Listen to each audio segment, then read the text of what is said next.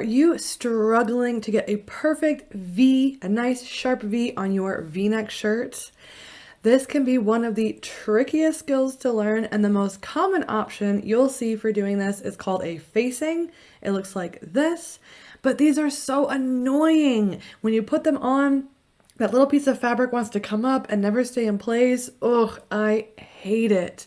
So in this video, I'm going to share with you my favorite way to do a perfect sharp V-neck every time. Hi, my name's Abby and I help absolute beginners just like you start making clothes they love.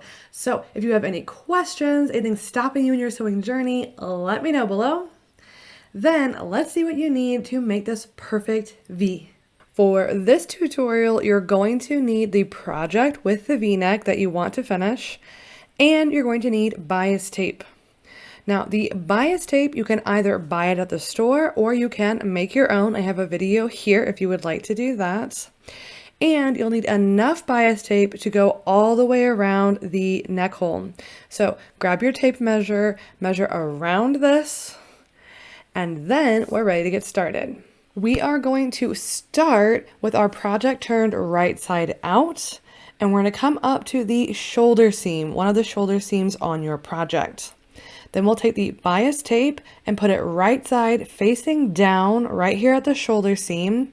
And we're going to have that bias tape go past the shoulder seam about 1 centimeter or ½ an inch and pin it in place. We are not going to unfold the bias tape, okay? Keep everything folded exactly how it is and line up one edge of the bias tape down one edge of your neckline all the way to the V-neck, okay, to the point of the V. Once we get to the point of the V, this is super important. Be very precise with this. We need to take one of our straight pins and poke it through the project and the bias tape straight down from the point of the V, okay? Now, I find it easiest to pin this and then check it from the other side and make sure that pin looks like it's going straight down. This is what is going to create the point of your V, so be very precise with this. Now, once it is pinned in place, we're going to head to the sewing machine and we are going to sew. Now, we are not going to sew directly in the middle of our bias tape. We're going to sew just a little bit over towards the right, okay? Just a little bit closer to the neckline edge. So set this up on your sewing machine so that you are sewing just a little bit towards the neckline. And then we're going to sew this in place all the way down to that pin we just put in. Now, when you get close to the pin, it's a good idea to slow down and use the hand wheel. Turn the hand wheel towards you. That's the proper way to turn it. And just turn it one stitch at a time so you can stop directly at that pin we put in, okay? You must do this. Once you reach the pin, then do your reverse stitch, go back to lock everything in place, and then take this off of the machine. Now, this is the hardest part of this project, so make sure you pay attention. What we are going to do now is take the bias tape and we're going to fold it back on top of itself. So again, we create this straight line coming down from the point of the V. Once we have done that, we folded it back, then we're going to fold it on top of itself again and have the bias tape come up and be parallel to the second side of our V-neck. Now, the first time you do this, it might not line up. You see here, mine did not. So we are going to wiggle this a little bit, finesse this a little bit, and sometimes it's easiest to actually pin the bias tape to the second side in a couple of places, and then come down and mess with this V point, okay? Make sure you spend the time here to get everything lined up exactly how you want, okay? So once everything is in place, then we are going to take our pin again and we're going to pin it, making a straight line coming down from the point of the V, okay? And then you can go through and clip in the bias binding around the rest of your neck hole. Once all of that is, we're going to sew again. And this time we're going to start sewing right at the pin, okay? Make sure when you bring your needle down, it comes down right next to that pin. Once that's in position, you're going to sew forward a little bit, take the pin out, sew back for your lock stitch, and then continue sewing all the way around your neckline until we get back to the shoulder seam where we started. Once we get here, we're going to take our tail, the very original one that we had overhang the shoulder seam by about 1/2 inch or 1 centimeter, and we're going to fold it so that the fold lines up exactly with our shoulder seam. Once that's folded, we're going to take the tail that we're currently sewing and we're going to overlap it on top of that section we just folded. Then we will sew over all of that.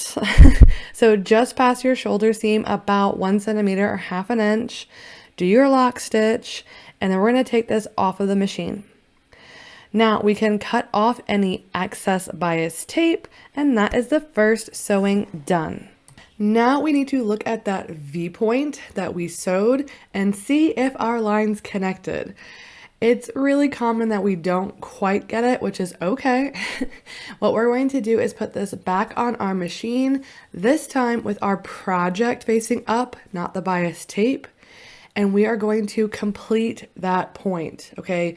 We need this V point sewn, otherwise it's a weak point on our fabric, and as we wash and wear this, it can start pulling apart right here if we don't sew it. So bring this to your machine, and then we are going to sew to that point, put your needle down, raise your presser foot, turn so you're going up the other side of the V. Make sure you put your presser foot back down and then keep sewing. Okay, now that we have completed the V, yay, we now need to cut it. Okay, if we don't cut it, we cannot flip our bias tape to the inside and have everything lay flat. If you don't believe me, try doing it. You'll see it looks very strange. So we need to cut a straight line to the point that we just sewed, okay? And you need to snip very close to this. Now, don't cut through the stitches, but you must cut right up to them, okay? If you don't cut right up to that stitch line, your V point will not be nice and sharp, okay? So be careful, go slow, but trim this straight down right to that point of that V. The next thing we're going to do is fold our bias tape in half. So just fold it exactly in half all the way around your project, and don't worry about the V itself, okay? Fold in half close to the V as close as you can, but the V itself will not get folded yet, okay? Once you have it folded, we're going to head to the ironing table. This is really important for the next step to make sure everything lays nice and flat for us. So at the ironing table, we are going to take a towel, we're going to roll it up and put it inside of our armhole. This makes sure that we're only ironing right where we want to be, not accidentally ironing any fabric that might be underneath the section we're working on. Okay, so we are going to iron from our project towards the neckline. This is going to press the bias tape really nice and flat towards the neckline, which is exactly what we want. Okay, so press this all the way around, and then your project should look like this. Okay, we should have 2 layers of bias tape and the edge of our neckline all facing on this direction. Okay, if it looks like this, you've done it exactly right. And then we are going to fold our bias tape to the inside of our project. Now, when we do this, we want to make sure we can see just this tiny little edge of the right side of our project when we fold the bias tape. If we do this, then we know the bias tape will be hidden from the outside, which is what we want. So take your time, go slow, get everything pinned and clipped in place just like this. Now, the only thing that's a little bit different here is that V point. Now, because we have snipped it and because we've ironed everything, we should be able to flip this V point. Now it does take a little bit of playing with, so go slow, play with this a little bit, but it should, if we've done everything right, lay down nice and flat. Now, when you flip this, if you find that your V point is a little bit rounded and is a little bit wrinkly, it's not super sharp like you see on mine here, that means that we have not cut close enough to the stitch line. So I'm serious, you have to clip right to that stitch line. So I'm going to take this out, I'm going to snip down a little bit more and then try this again. And now, nice, it looks much sharper, much crisper. Perfect. Okay, and then another thing I want to point out.